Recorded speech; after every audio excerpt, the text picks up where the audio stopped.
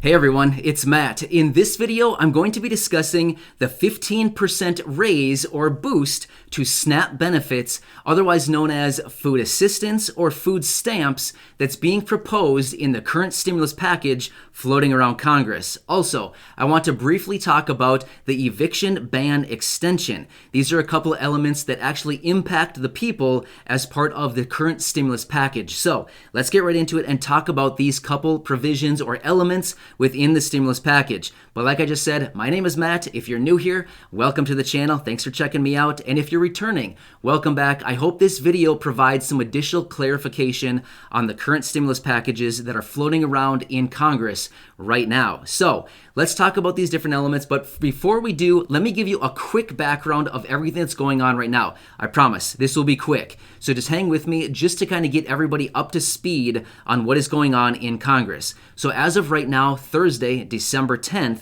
we have two stimulus packages floating around Congress. One with a price tag of $908 billion, one with a price tag of $916 billion. The framework of both stimulus proposals is essentially the same, with the exception of a few different provisions within them. However, that is outside the realm of this video, and I've talked about that in many of my other videos, but I really want to talk about the eviction ban extension and that 15% boost for SNAP benefits, otherwise known as food assistance or food stamps. So let's get into it and talk about the eviction ban extension first.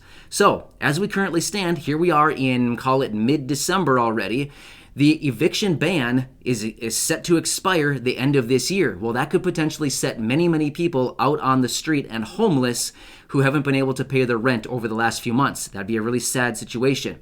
So the current stimulus package that's floating around, like I said, it's oscillating between the two packages in Congress right now. However, the framework is almost identical, like I said. However, within the package is an extension on the eviction ban until the end of January. Now, I know it's not much. It's only 1 month, but you know what? At least it's something for now until they can come back to session in January and start getting something hammered out once again in the next stimulus package after this one. So I get it. It's only 1 month, but you know what? It's certainly better than 2 weeks from now when the current eviction ban were to end anyway. So that's good. It's nice. I wish it were a little bit longer than just 1 month. But let's get into talking about SNAP and that 15% boost. This is big. And I know a lot of people have been calling on this, and this would be really helpful to a lot of you here in the community. So here, let's talk about this. In the stimulus proposal, they are proposing a temporary 15% boost for individual SNAP beneficiaries for 4 months. So a 15% boost for 4 months. I would assume this would probably go into effect, let's just call it January 1st. I'm anticipating it would go into effect around that date.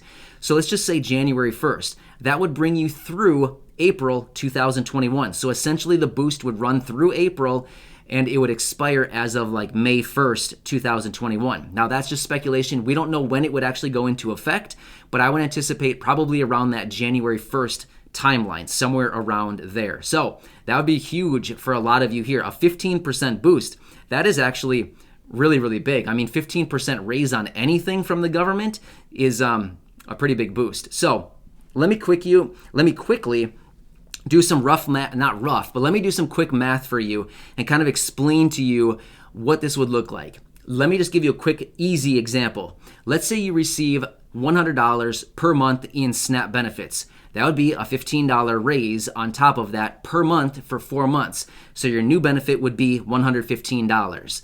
Let's say you receive $200 per month from your SNAP benefits. That would be a $30 raise or $230 per month for 4 months. Again, these are just round examples. I'm not saying anybody receives this amount. I'm just saying this is just what it would look like, just to give you a couple quick examples. So 15% would help a lot of people, which would be really nice.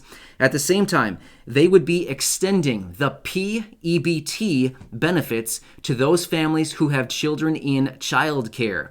Remember, this is the program that substitutes those free meals for children who would typically go to school and get a free meal at school. Well, a lot of us know schools aren't exactly in session right now or happening all that much. So this PEBT program is actually replacing that and is working in favor of that. So this PEBT would actually be extended for families with children in childcare. So again, some more additional food assistance for those people.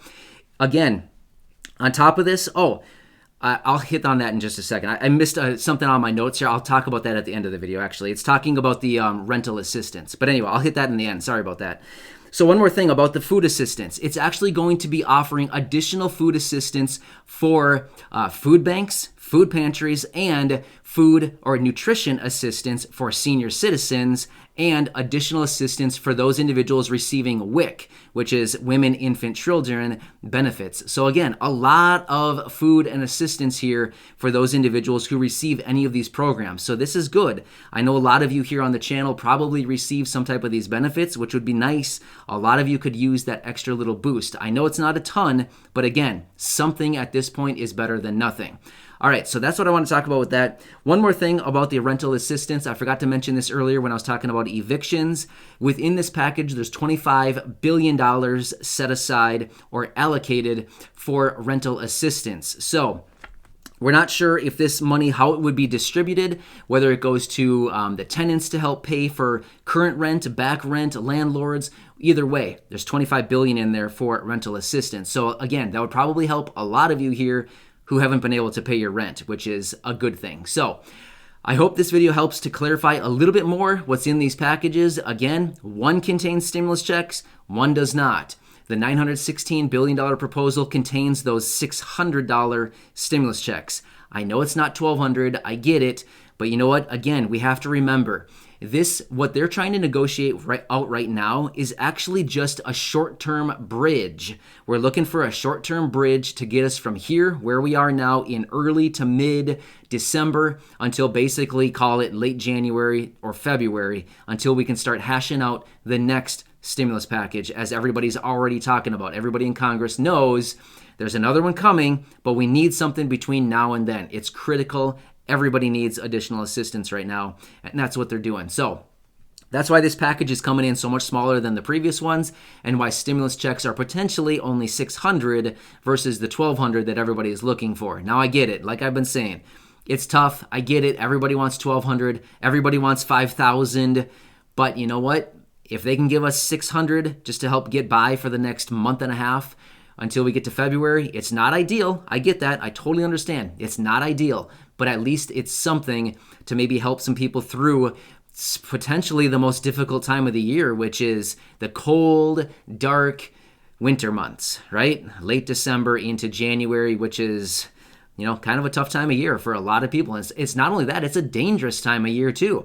I mean, if you can't pay your rent and you get evicted in January without an extension on the eviction ban, I mean, that's a really, really bad situation to have people evicted in January, like I've talked about so many times here in my video. So anyway, again, long-winded at the end here. I kind of got off on a little rant, as I sometimes do. But you know what?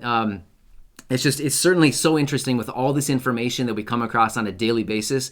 Literally, things are changing every couple hours. There's more statements. There's more changes to the stimulus. It's changing very rapidly. As you know, over the last couple of days, I've been out with multiple videos talking about this, and it's literally, it changes literally on a daily basis. One day we're on, one day we're off. One day it's huge, one day it's tiny. One day we got stimulus checks, one day we don't. You just never know. So either way, I'm your advocate. I'm here every day for you. Continue watching. Be sure to share my videos and hit that subscribe button if you haven't done so already. Stay safe, and I'll catch you later. Thanks, everybody. See you soon.